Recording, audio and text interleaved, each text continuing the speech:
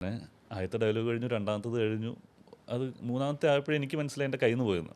സച്ചിൻ പറഞ്ഞാൽ ഞാൻ കുഴപ്പമില്ല, മതി മതി മതി. സച്ചേട്ടൻ തന്നെ അത് നിർത്തിച്ചു. എന്നിട്ട് ആരുടെ മകനായിരുന്നു, അവൻ്റെ അച്ഛനും അമ്മയും ഇതായിരുന്നു, ഇവൻ ഇന്ന സ്കൂളിലാണ് പഠിച്ചത്. അവിടുന്ന് അത് കഴിഞ്ഞിട്ട് കുറേ ഒരു SFI പരിപാടിയൊക്കെ ആയിട്ട് കുറേ നടന്നു. വീട്ടിലെ പ്രതിസന്ധി, സാമ്പത്തിക പ്രതിസന്ധി കാരണം ഇവൻ ജോലി ചെയ്യാൻ ട്രൈ ചെയ്യുന്നു. അങ്ങനെ പോലീസുകാരനായി ആയതാണ്. എന്നിട്ട് ഈ അടുത്ത് ഫാദേഴ്സ് ഡേയിൽ പങ്കുവെച്ച ഒരു പോസ്റ്റായിരുന്നു ഇത്. ഈ പറഞ്ഞ പോലെ ഒരു 8ാം ക്ലാസ്, ഒരു ഹൈസ്കൂൾ വരെ ഒന്നും ഞാനും ചേട്ടനും റെഗുലറായിട്ട് ക്ലാസ്സിൽ കയറിയിട്ടുണ്ടോ എന്ന് ചോദിച്ചാൽ ഇല്ല എന്നാണ്. കാരണം എല്ലാ നാടക പറമ്പുകളിലും ഉത്സവ പറമ്പുകളിലും പള്ളിപ്പെരുന്നാളുകളും ഞങ്ങൾ കണ്ടിട്ടുണ്ട്. കാരണം ഇവർ നാടകം കളിക്കാൻ പോകുന്ന എല്ലാ സ്ഥലത്തും ഞങ്ങളെ കൊണ്ടുപോകും.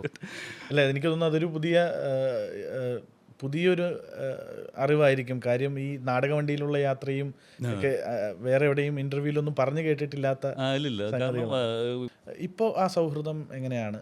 ഉറപ്പാണ്, ഞങ്ങളിപ്പോഴും നല്ല സുഹൃത്തുക്കൾ തന്നെയാണ്. ഞങ്ങൾ ഇടയ്ക്ക് മിക്കവാറും കാണാറുണ്ട്.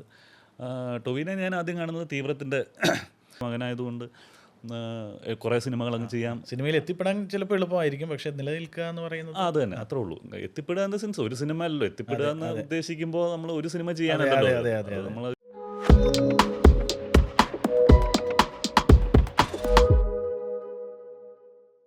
ഇപ്പോൾ സച്ചിയേട്ടൻ്റെ ഒരു സിനിമയിൽ അഭിനയിക്കണമെന്ന് ഭയങ്കര ആഗ്രഹമുണ്ടായിരുന്നു. അപ്പോൾ അതിന് വേണ്ടിയിട്ട് സച്ചിയേട്ടനോട് സംസാരിച്ചിട്ടുണ്ട് എന്നൊക്കെ മുമ്പ് ഇൻ്റർവ്യൂകളിൽ പറഞ്ഞിട്ടുണ്ട്.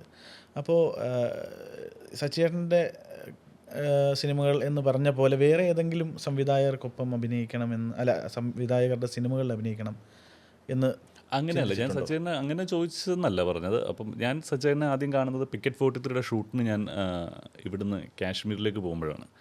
അതും ഇത് പറഞ്ഞ പോലെ വളരെ യാദൃച്ഛികമായിരുന്നു. കാരണം ഞാൻ ഒറ്റയ്ക്ക് പോകുമെന്നാണ് ഞാൻ ആദ്യം വിചാരിച്ചത്. അപ്പോൾ ഞാൻ എയർപോർട്ടിൽ എത്താറായപ്പോൾ വിളിച്ചിട്ട് പറഞ്ഞു ഒരാളോട് ഉണ്ട്.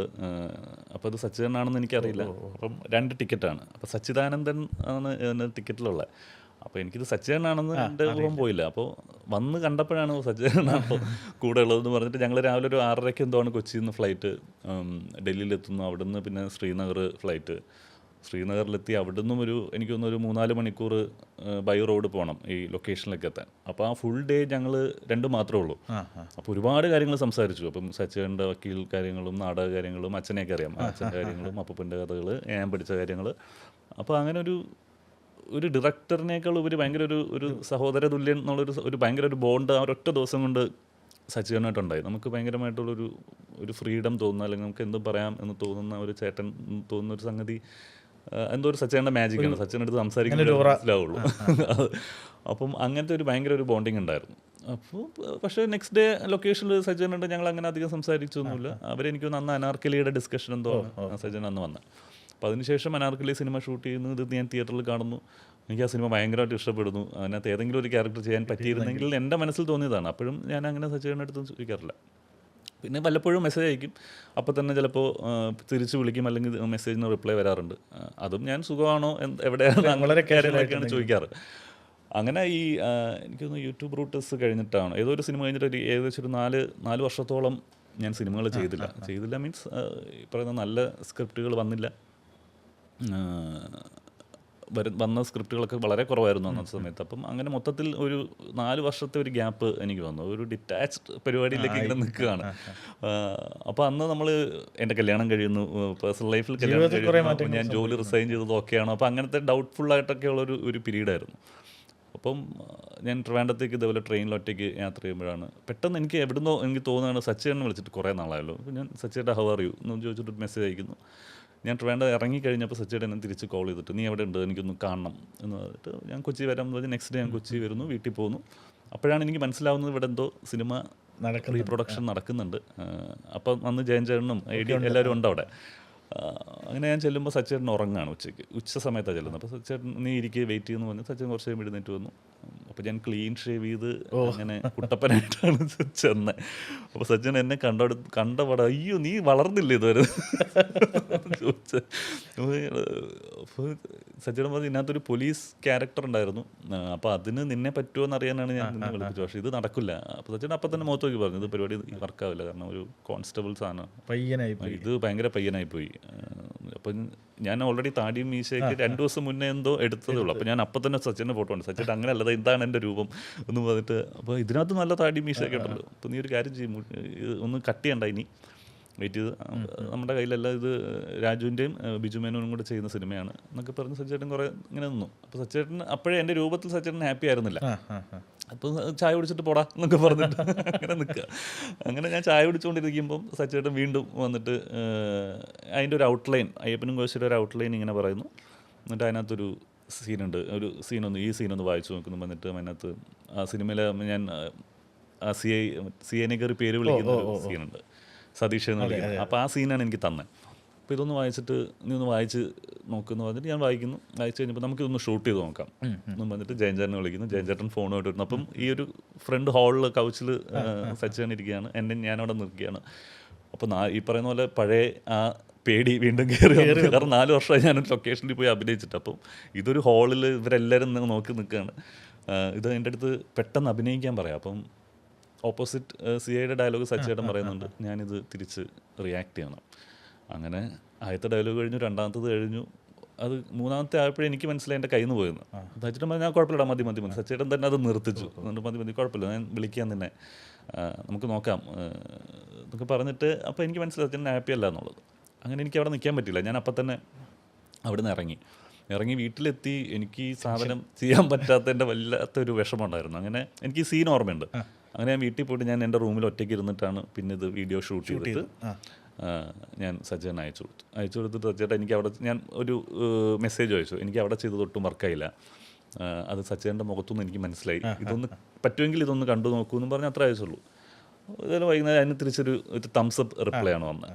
ഇപ്പോൾ 2 ദിവസം കഴിഞ്ഞപ്പോൾ അതിൻ്റെ കൺട്രോളർ വിളിക്കുന്നു, അനുവിനകത്ത് ഇന്നാണ്, നീ താടി മെഷീനിൽ നിന്ന് എടുക്കണ്ട നമുക്ക് പറഞ്ഞിട്ട്. അതുവരെ ഒരു ടെൻഷൻ ഉണ്ടായിരുന്നു. അതെ, അങ്ങനെയാണ് സത്യം പറഞ്ഞാൽ എനിക്ക് അയ്യപ്പനും കോശിയും വർക്ക് ചെയ്യാൻ പറ്റുന്നത്. പക്ഷേ ഈ വർക്ക് ചെയ്തപ്പോഴും അപ്പോഴും സച്ചേൻ്റെ ഒരു മാജിക് എന്ന് പറഞ്ഞു കഴിഞ്ഞാൽ ക്യാരക്ടറിനെ പറ്റി സിനിമയിലുള്ള സീൻസ് ഒന്നും എൻ്റെ അടുത്ത് ഡിസ്കസ് ചെയ്തിട്ടില്ല. അതൊന്നും ചർച്ച ചെയ്യേണ്ടതെന്നാണ് സച്ചേൻ്റെ അഭിപ്രായം. സച്ചൻ, നീ ആ ക്യാരക്ടർ എവിടെയാണ് വളർന്നത്, ആരുടെ മകനായിരുന്നു, അവൻ്റെ അച്ഛനും അമ്മയും ഇതായിരുന്നു, ഇവൻ ഇന്ന സ്കൂളിലാണ് പഠിച്ചത്, അവിടുന്ന് അത് കഴിഞ്ഞിട്ട് കുറേ SFI പരിപാടിയൊക്കെ ആയിട്ട് കുറേ നടന്നു. അത് കഴിഞ്ഞിട്ട് വീട്ടിലെ സാമ്പത്തിക പ്രതിസന്ധി കാരണം ഇവൻ ജോലി ചെയ്യാൻ ട്രൈ ചെയ്യുന്നു, അങ്ങനെ പോലീസുകാരനായി ആയതാണ്.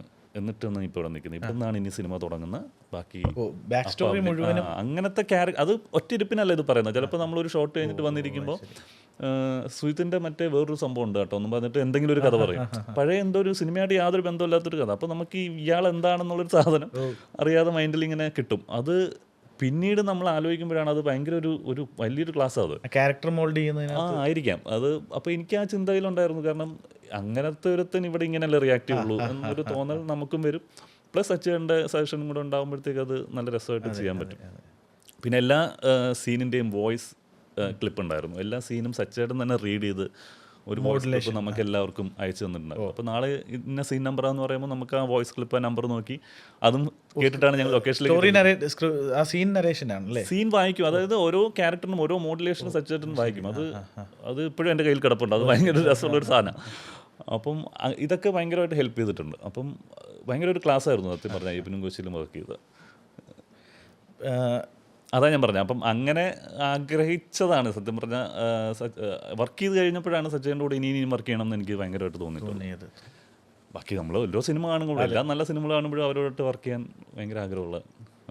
ഇനിയിപ്പോൾ അച്ഛനെക്കുറിച്ച് പറയുമ്പോൾ യഥാർത്ഥത്തിൽ അമ്മയും പിന്നെ അമ്മാവനും ഒക്കെ സിനിമകളിൽ എപ്പോഴും നിറഞ്ഞു നിൽക്കുമ്പോഴും അച്ഛൻ നാടകത്തിൻ്റെ ഒരു മേഖലയായിരുന്നു. ഇപ്പോൾ ഈ അടുത്ത് ഫാദേഴ്സ് ഡേയിൽ പങ്കുവെച്ച ഒരു പോസ്റ്റായിരുന്നു ഇത്. അപ്പോൾ ഇപ്പോഴും ആ ജുബ്ബ എൻ്റെ കയ്യിലുണ്ട്, ഞാനത് ഉപയോഗിക്കുന്നുണ്ട് എന്ന് പറഞ്ഞിട്ട് ഇട്ടൊരു പോസ്റ്റായിരുന്നു. അപ്പോൾ എന്താണ് അച്ഛനെ പറ്റിയിട്ടുള്ള ഓർമ്മകൾ ഇപ്പോൾ ആലോചിക്കുമ്പോൾ? അച്ഛനെ പറ്റിയിട്ടുള്ള ഓർമ്മകളാണ് എല്ലാം. കാരണം അത് ഇപ്പോഴും എനിക്കൊരു മോനുണ്ടായി, അതൊക്കെ കഴിഞ്ഞിട്ട് നമ്മൾ ചിന്തിക്കുമ്പോഴാണ് പല കാര്യങ്ങളും ഞങ്ങൾ ഈ പറഞ്ഞ പോലെ ഒരു 8ാം ക്ലാസ് ഒരു ഹൈസ്കൂൾ വരെ ഒന്നും ഞാനും ചേട്ടനും റെഗുലറായിട്ട് ക്ലാസ്സിൽ കയറിയിട്ടുണ്ടോ എന്ന് ചോദിച്ചാൽ ഇല്ല എന്നാണ്. കാരണം എല്ലാ നാടക പറമ്പുകളിലും ഉത്സവ പറമ്പുകളിലും പള്ളിപ്പെരുന്നാളുകളും ഞങ്ങൾ കണ്ടിട്ടുണ്ട്. കാരണം ഇവർ നാടകം കളിക്കാൻ പോകുന്ന എല്ലാ സ്ഥലത്തും ഞങ്ങളെ കൊണ്ടുപോകും. അപ്പോൾ എൻ്റെ ഓർമ്മയിൽ കൂടുതലും അതൊക്കെയാണ് ഇഷ്ടം പോലെ. അത് നമുക്ക് കേട്ടിട്ടില്ലാത്ത സ്ഥലങ്ങളും പയ്യന്നൂർ, കാസർഗോഡ് മുതൽ ട്രിവാൻഡ്രം വരെയുള്ള മിക്ക അമ്പലങ്ങളും മിക്ക പള്ളിപ്പെരുന്നാളുകളും ഞങ്ങൾ കണ്ടിട്ടുണ്ട്. ഒരുമിച്ച് നാടകവണ്ടിയിലാണ് ഞങ്ങൾ പോവുക. അപ്പം ഒരു ഹൈസ്കൂളൊക്കെ ആയപ്പോഴാണ് അച്ഛൻ പറഞ്ഞത് പറഞ്ഞത് ഇനി അതൊക്കെ റെഗുലറായിട്ട് ക്ലാസ്സിലൊക്കെ പൊക്കോ എന്നൊക്കെ പറഞ്ഞ് ഞാൻ പോയി തുടങ്ങിയത് അപ്പോഴാണ്. അതുവരെ മിക്കവാറും ആബ്സെൻ്റ് ആയിരിക്കും കൂടുതൽ സ്കൂളിൽ. അപ്പം അതിൻ്റെ ഒരു ക്ലാസ് ഭയങ്കരമാണ്. കാരണം ചില സ്ഥലങ്ങളിലൊക്കെ നമ്മൾ നേരത്തെ ചെല്ലും. ഒരു വൈകുന്നേരം ഒരു 3 മണി 4 മണിയൊക്കെ ആകുമ്പം അവിടെ ചെന്ന് ഒരു സെറ്റ് വർക്ക് തുടങ്ങും. വൈകുന്നേരം 7 മണിക്കൊക്കെ ആയിരിക്കും നാടകം. അപ്പോൾ ആ സ്ഥലത്തെ റാൻഡമായിട്ട് നടക്കും. ഞങ്ങളെ കൊണ്ട് പോകും. എന്നിട്ട് ഏതെങ്കിലും ഒരു റാൻഡം വീട്ടിൽ കയറിയിട്ട് അവിടെ കുറേ കുട്ടികൾ കളിക്കുന്നുണ്ടാവും. അങ്ങനെ എത്രയോ കുട്ടികളോട് ഞങ്ങൾ ക്രിക്കറ്റ് കളിച്ചിട്ടുണ്ട്, ഒരു പരിചയമില്ലാത്ത. അപ്പം ചില വീട്ടിൽ അപ്പന്മാരും അമ്മമാരും മാത്രമേ ഉണ്ടാവുള്ളൂ. അവിടെ പോയിരുന്ന അവരുടെ അടുത്ത് സംസാരിക്കും, അവിടുന്ന് വെള്ളം വാങ്ങിച്ച് കുടിക്കും. അപ്പം ഇങ്ങനത്തെ ഒരു എക്സ്പോഷർ ഭയങ്കരമായിട്ട് ഞങ്ങൾക്ക് കിട്ടിയിട്ടുണ്ട്. അങ്ങനെ ഒരു ഇപ്പം ഞങ്ങൾക്ക് പനിയൊക്കെ വരുമ്പോൾ ഞങ്ങളെ കൊണ്ട് മഴ നനയിക്കുമായിരുന്നു. സാധാരണ എല്ലാവരും വീട്ടിൻ്റെ അകത്ത് ഇറങ്ങും. കൊട്ട ചൂടിട്ടിരിക്കുന്ന സമയത്ത് അച്ഛൻ ഞങ്ങളെ വിളിച്ചുകൊണ്ട് ഫുൾ മഴയത്ത് ഞങ്ങൾ എന്തെങ്കിലും കളിക്കും, അല്ലെങ്കിൽ കളിക്കുക, അല്ലെങ്കിൽ അവിടെ കൂടെ നടക്കുക. അങ്ങനെ പഠിക്ക് എന്നൊരു വാക്ക് ഇതുവരെ പറഞ്ഞിട്ടില്ല.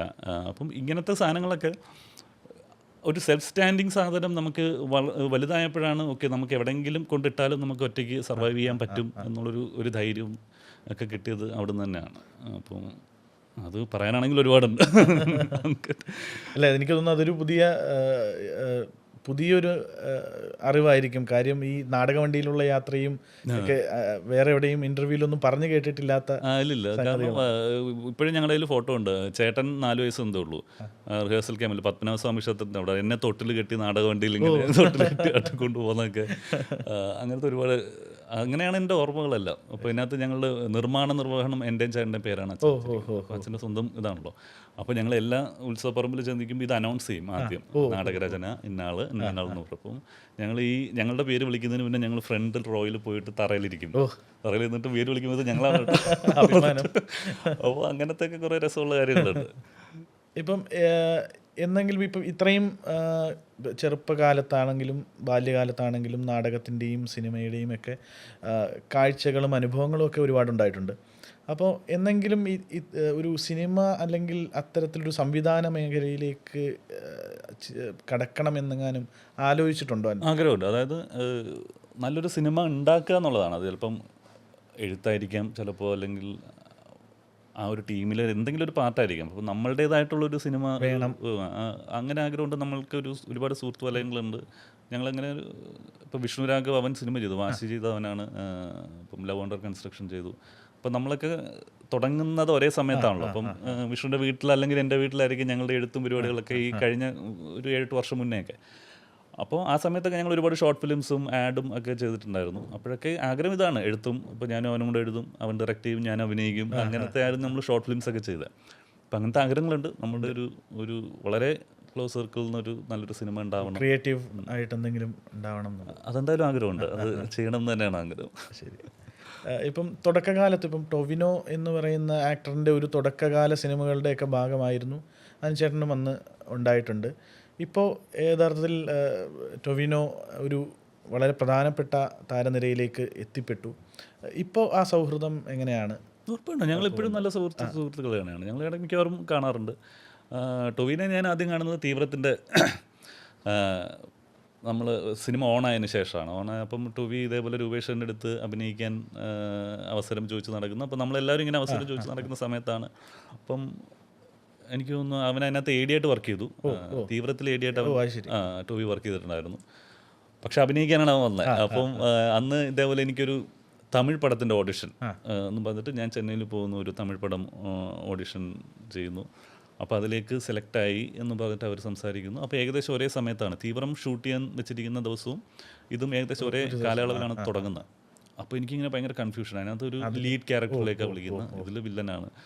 അപ്പം ഏത് ചെയ്യണം, ഇങ്ങനെ നിൽക്കുക. അപ്പോൾ രൂപേഷോട് പറഞ്ഞാൽ നിന്നെ അതിൽ നായകനായിട്ടാണ് വിളിക്കുന്നത്, ഇതിൽ നീ വില്ലനാണ്, നിൻ്റെ കോളാണ്. അപ്പം എനിക്ക് ആഗ്രഹമുണ്ട് നീ ഇത് ചെയ്യണം എന്നുള്ളത്. അപ്പം രൂപേഷൻ അങ്ങനത്തെ ഒരു ന്യൂട്രൽ അഭിപ്രായം പറഞ്ഞു. അപ്പം പക്ഷേ ഞാൻ വീണ്ടും ആലോചിച്ചപ്പോൾ എൻ്റെ വൈഫ്, അവൾ അന്ന് ഞങ്ങൾ പ്രേമിച്ചുകൊണ്ടിരിക്കുന്ന സമയത്ത് അവൾ പറഞ്ഞു വേണ്ട, നമുക്ക് തീവ്രം ചെയ്താൽ മതി, അതല്ല അതിൻ്റെ ഒരു സോൾ, അല്ലെങ്കിൽ അതിനകത്ത് ഒരു പരിപാടി നഷ്ടപ്പെട്ടു എന്ന് പറഞ്ഞ് ഞാൻ ഓക്കെ. അപ്പം രൂപേഷന് പിന്നീടാണ് എൻ്റെ അടുത്ത് പറഞ്ഞത്, നീ എങ്ങാനും തമിഴ് പടം ചെയ്യാൻ പോയിരുന്നെങ്കിൽ രാഘവൻ ഞാൻ ടൊവിനോട് വേണ്ടിയിട്ട് വെച്ചിരുന്നതാണെന്ന് പറഞ്ഞു. അപ്പോൾ അവനിങ്ങനെ ആലോചിക്കും, ഈശ്വര അവൻ്റെ പോണേന്ന് പറഞ്ഞിട്ട് ഞങ്ങൾ പിന്നെ തമാശക്കൊക്കെ പറയാറുണ്ടായിരുന്നു. അങ്ങനെ അപ്പോൾ അന്ന് മുതൽ ഞങ്ങൾ നല്ല സൗഹൃദത്തിലാണ് ടൊവി. പിന്നീട് പക്ഷേ ഒരുമിച്ച് കോമ്പിനേഷൻ ഞങ്ങൾ പിന്നീട് യൂട്യൂബ് റൂട്ടസിൽ ഒരുമിച്ച് അഭിനയിച്ചു. അത് രൂപേഷേൻ്റെ തന്നെ പടമായിരുന്നു. വാശിയിൽ ഒരുമിച്ച് അഭിനയിച്ചു, സെവൻത് ഡേയിൽ അഭിനയിച്ചു. അല്ല, റീസെൻ്റ്ലി അങ്ങനെ ഒരുമിച്ച് അഭിനയിക്കാനുള്ള നല്ല പരിപാടികൾ വന്നില്ല. അതെ അതെ അതെ. ഈ സിനിമകൾ സെലക്ട് ചെയ്യുന്നത് എങ്ങനെയാണ്? കഥാപാത്രങ്ങളെ നോക്കിയിട്ടാണോ അതോ പ്രൊജക്റ്റ് ആയിരിക്കുമോ പരിഗണിക്കുക? ഇപ്പം രണ്ടും ചിന്തിക്കാറുണ്ട്. ഇപ്പോൾ നമുക്ക് ഭയങ്കര രസമുള്ളൊരു ക്യാരക്ടർ സ്ക്രിപ്റ്റായിട്ട് വരുമ്പോഴും അത് അതേപോലെ തന്നെ ആളുകളിലേക്ക് എത്തണ്ടേ. അപ്പം അതൊരു നല്ലൊരു പ്രൊജക്റ്റായി നല്ലൊരു സിനിമയായി അത് മേക്ക് ചെയ്ത് അത് തിയേറ്ററിലേക്ക് എത്തിക്കാൻ കപ്പാസിറ്റി ഉള്ള ടീമാണോന്നും നമ്മൾ എന്തായാലും ഒബ്വിയസ്ലി ചിന്തിക്കാറുണ്ട്. പിന്നെ ഈ പറയുന്ന പോലെ ക്യാരക്ടേഴ്സ് ഞാൻ ഇന്നത് ചെയ്യൂ എന്നുള്ളൊരു ചിന്ത എനിക്കില്ല. ആ ടോട്ടൽ നമ്മൾ കാണുന്ന സിനിമയുടെ കഥയിൽ ആ കഥാപാത്രത്തിന് ഇമ്പോർട്ടൻസ് ഉണ്ടെങ്കിൽ ഞാൻ ചിലപ്പോൾ അത് ചെയ്യും. കാരണം ആ ക്യാരക്ടർ എടുത്ത് മാറ്റിയാൽ ആ സിനിമ ഓടും, കഥ പോവെങ്കിൽ പിന്നെ അത് ചെയ്തിട്ട് കാര്യമില്ലല്ലോ. അപ്പം അങ്ങനത്തെ ചില കാര്യങ്ങൾ നോക്കാറുണ്ട്. ചിലപ്പോൾ ഒരു സീനിലായിരിക്കും, പക്ഷേ ആ കഥയിൽ ഭയങ്കര ഇമ്പോർട്ടൻ്റ് ആണെങ്കിൽ എനിക്കത് കുറച്ചുകൂടെ ചിലപ്പോൾ വർക്കാവും. അപ്പോൾ അങ്ങനെയാണ് ഞാൻ മിക്കവാറും സ്ക്രിപ്റ്റ് വായിക്കുമ്പോഴൊക്കെ ചിന്തിക്കാറുള്ളത്. പെർഫോം ചെയ്യാനുണ്ടോ, അല്ലെങ്കിൽ ആ പറയുന്ന സിനിമയിൽ ഞാൻ അവതരിപ്പിക്കുന്ന കഥാപാത്രത്തിന് എന്തെങ്കിലും പ്രാധാന്യം ഉണ്ടോ എന്നൊക്കെ ചിന്തിക്കാറുണ്ട്. ഇപ്പം ചെയ്യാൻ പറ്റിയിരുന്നെങ്കിൽ എന്ന് ചിന്തിക്കുന്ന എന്തെങ്കിലും തരം കഥാപാത്രങ്ങളുണ്ടോ? അങ്ങനെ ഞാൻ ഒരുപാട് ചെയ്ത് കഴിഞ്ഞില്ലല്ലോ. വരുന്നതെല്ലാം എനിക്ക് പുതിയതാണ്. എനിക്കൊന്ന് 25 സിനിമകളായിട്ട്. അല്ല, എന്നാലും നമുക്ക് ഒരു ഇത്തരത്തിലുള്ള, എസ്പെഷ്യലി എനിക്ക് കോമഡി ചെയ്യാൻ ഇഷ്ടമാണ് എന്ന് പറയുന്ന പോലെ, അല്ലെങ്കിൽ അത്തരം എന്തെങ്കിലും കഥാപാത്രങ്ങൾ അങ്ങനെ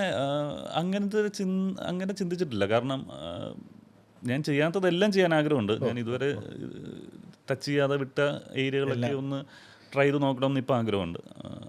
അപ്പോൾ ഇന്നതൊന്ന് ഒന്നിലേക്ക് ഫോക്കസ് ചെയ്യാൻ എനിക്ക് അറിഞ്ഞൂടോ. കാരണം കോമഡി ജോണറാണ് ഞാൻ അധികം ചെയ്യാത്തത്. ഫാൻറ്റസി സിനിമകൾ ഞാൻ ഇപ്പോൾ താല്പര്യമുണ്ട്. കാരണം ഇപ്പോൾ അതിനുള്ള ടെക്നിക്കൽ സപ്പോർട്ടും ഒക്കെ നമുക്കുണ്ടല്ലോ. അപ്പോൾ അങ്ങനത്തെ സിനിമകൾ ചെയ്യാൻ ആഗ്രഹമുണ്ട്. അപ്പം അത് തന്നെ, ചെയ്യാത്തത് ചെയ്യണം എന്നുള്ളൊരാഗ്രഹം തന്നെയാണുള്ളത്. ഇപ്പോൾ സിനിമയിലേക്ക് കടന്നു വരിക എന്ന് പറയുന്നത് ഭയങ്കര അത്ര എളുപ്പമുള്ളൊരു സംഗതിയല്ല. സ്വാഭാവികമായിട്ടും ഇപ്പം ഒരുപാട് പേര് സിനിമയ്ക്ക് എത്താൻ വേണ്ടിയിട്ട് പുറത്ത് നിൽക്കുന്ന ഒരുപാട് ആളുകളുണ്ട്. അപ്പം കുറച്ചും കൂടെ കമ്പാരിറ്റീവ്ലി എളുപ്പമാണ് സിനിമയിൽ ബന്ധങ്ങളുണ്ടെങ്കിൽ, അല്ലെങ്കിൽ ഈ പറയുന്ന എന്തെങ്കിലും ഒരു പിന്നെ കണക്ഷൻ ഉണ്ടെങ്കിൽ, ഒരു നെപ്പോട്ടിസം ഉണ്ടെങ്കിൽ കുറച്ചും കൂടെ എളുപ്പമാണ്. അത് യഥാർത്ഥത്തിൽ ഇപ്പോൾ വരുന്ന ക്യാരക്ടേഴ്സ് അല്ലെങ്കിൽ വരുന്ന നടന്മാർ ഈ കഴിവുണ്ടെങ്കിൽ മാത്രമാണ് പിടിച്ചു നിൽക്കാൻ പറ്റുക എന്ന് പറയുന്നൊരു സംഗതി നിലനിൽക്കുന്നുണ്ടല്ലോ. അപ്പോൾ എന്താ അനുചേട്ടൻ്റെ ഒരു അഭിപ്രായത്തിൽ ഈ അങ്ങനെ ബന്ധങ്ങൾ വെച്ച് നോക്കുകയാണെങ്കിൽ എന്നേക്കാൾ ഒരുപാട് ബന്ധമുള്ള ആളുകൾ, സിനിമയായിട്ട് യാതൊരു ബന്ധമില്ലാത്ത വീട്ടിൽ നിന്നൊക്കെ വന്ന ഒരുപാട് ആൾക്കാർക്ക് എന്നേക്കാൾ പരിചയമുണ്ട്. അപ്പം അതിൽ കാര്യമില്ല സത്യം പറഞ്ഞാൽ. നെപ്പോട്ടിസം ഇപ്പം എൻ്റെ കാര്യം പറയുകയാണെങ്കിൽ ഞാൻ ചട്ടമ്പിനാടാണെങ്കിലും ഓർക്കുട്ടാണെങ്കിലും 1 or 2 ആദ്യത്തെ സിനിമ മാക്സിമം 2ാമത്തെ സിനിമ വരെ ഉള്ളൂ ഈ പറയുന്നത് പോലെ ഇന്ന വീട്ടിൽ നിന്ന് വന്നതുകൊണ്ട് ഞാൻ ചെയ്തത്. അതുകൊണ്ടാണല്ലോ ഞാൻ 4 വർഷം വേറെ ഇടയ്ക്കൊരു ഗ്യാപ്പ് വന്നു എന്ന് പറയുന്നതിൻ്റെ മെയിൻ റീസൺ അത് തന്നെയല്ലേ. കാരണം നമ്മൾ ചെയ്യുന്ന പരിപാടിക്ക് റിസൾട്ട് കിട്ടുള്ളൂ. കാരണം ആദ്യത്തെ 1 or 2 സിനിമകൾ ചിലപ്പം ഈ പറയുന്ന ബന്ധങ്ങൾ വെച്ചിട്ടോ അല്ലെങ്കിൽ ഭയങ്കരമായിട്ടുള്ള സൗഹൃദങ്ങൾ വെച്ചിട്ടോ ചെയ്യാൻ പറ്റുമായിരിക്കും. അതിൻ്റെ അപ്പുറത്തേക്ക് ആ ക്യാരക്ടർ ഒരാൾ എഴുതുകയാണ്. ഒരാൾ അയാളുടെ മനസ്സിൽ തോന്നുന്ന ഒരു ക്യാരക്ടർ എഴുതി അതിലേക്ക് ആപ്റ്റ് ആവണം, അതിലേക്ക് അവർ ഉദ്ദേശിക്കുന്ന പോലെ പെർഫോം ചെയ്യാൻ പറ്റണം. അങ്ങനെ പെർഫോം ചെയ്താലേ അടുത്തൊരു സിനിമയിലേക്ക് നമുക്ക് എത്തിപ്പെടാൻ പറ്റൂ എന്ന് പൂർണ്ണ വിശ്വാസം എല്ലാവർക്കും ഉണ്ട്, എനിക്കുണ്ട്. അപ്പം അതങ്ങനെ തന്നെ പറ്റുള്ളൂ. കാരണം ഇന്ന ആളുടെ മകനായതുകൊണ്ട് കുറേ സിനിമകൾ അങ്ങ് ചെയ്യാം. സിനിമയിൽ എത്തിപ്പെടാൻ ചിലപ്പോൾ എളുപ്പമായിരിക്കും, പക്ഷേ നിലനിൽക്കുക എന്ന് പറയുന്നത് അത് തന്നെ, അത്രേ ഉള്ളൂ.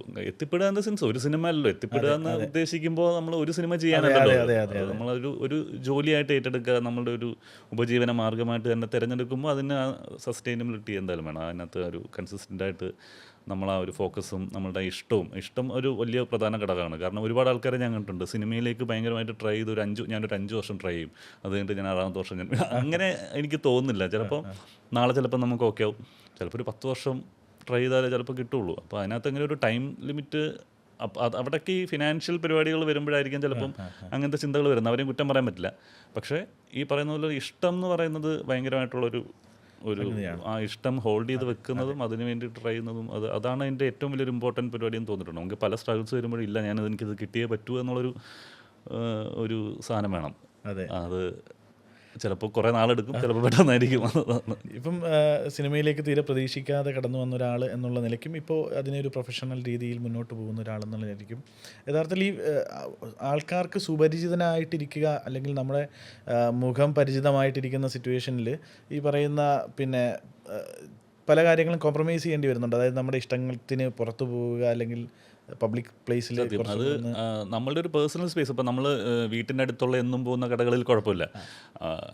മറ്റു പണ്ടൊക്കെ നമ്മൾ ഇങ്ങനെ ട്രാവൽ ചെയ്യുമ്പോൾ ചുമ്മാ ഇറങ്ങി റോഡിൽ കാണിക്കുന്ന ഒരു കുട്ടിത്തവും തോന്നിവാസങ്ങളൊന്നും ചിലപ്പോൾ അല്ല, അതിന് തീരെ പ്രിപ്പയർ ആയിരുന്നില്ലല്ലോ. കാര്യം ഒരിക്കലും ഇങ്ങനെ സിനിമയിൽ വരും. അല്ലല്ല, അതാ പറഞ്ഞത്. അത് എനിക്ക് കുറച്ച് ബുദ്ധിമുട്ട്. പക്ഷേ ഈ പറയുന്ന പോലെ വലിയ കുഴപ്പമില്ല കേട്ടോ. കാരണം മിക്ക സ്ഥലത്ത് നേരിട്ട് കാണുമ്പോൾ എന്നെ അങ്ങനെ അങ്ങോട്ട് എന്നാലും ഇപ്പം മനസ്സിലാവുന്നു. എന്നാലും ഈ പറയുന്ന പോലെ ചേട്ടനെയൊക്കെ പെട്ടെന്ന് ദൂരെ കണ്ടാൽ പെട്ടെന്ന് മനസ്സിലാവും. അത്രയും കുഴപ്പം എനിക്കില്ല. കുറച്ച് മാസ്ക് ഒക്കെ വെച്ചാലും മാസ്ക് ഒക്കെ വെച്ചാൽ അഡ്ജസ്റ്റ് ചെയ്ത് പോകാൻ പറ്റും. പക്ഷേ ഈ പറയുന്ന പോലെ അതും സത്യം പറഞ്ഞാൽ അതും ഒരു കാരണം നമ്മൾ ചെയ്യുന്ന വർക്ക് കണ്ടിട്ടാണല്ലോ അവർ വന്ന് സംസാരിക്കുന്നത്. അപ്പോൾ അതൊരു അയ്യോ എനിക്ക് അങ്ങനെ പറ്റുന്നില്ല എന്ന് എനിക്ക് പറയാൻ പറ്റില്ല. കാരണം നമ്മൾ ആ ചെയ്യുന്ന ജോലി അതാണ്, അതിൻ്റെ റിസൾട്ടാണ് ആ കാണുന്നത്. നമ്മുടെ തിയേറ്ററിൽ മാത്രമല്ല, നമ്മൾ ചിലപ്പോൾ ഒരു സിനിമ ചെയ്തതിൻ്റെ ഒരു 3-4 മാസം കഴിഞ്ഞിട്ട് നമ്മൾ വേറെ സ്ഥലത്ത് ആ സിനിമയെ പറ്റി അഭിപ്രായം പറയുന്നത്. അപ്പോൾ നമ്മളത് വെൽക്കം ചെയ്യാന്നുള്ളതാണ്. അത് ഭയങ്കര ഇഷ്ടത്തോടെ തന്നെയാണ് ചെയ്തത്. അപ്പോൾ എന്തായാലും വളരെയധികം സന്തോഷം അനുചേട്ടാ, ഇത്രയും സമയം നമുക്ക് സ്പെൻഡ് ചെയ്തതിൽ. വീണ്ടും ഒരുപാട് സിനിമകൾ വരട്ടെ, നല്ല നല്ല കഥാപാത്രങ്ങൾ കിട്ടട്ടെ എന്ന് ആശംസിക്കുന്നു. Thank you.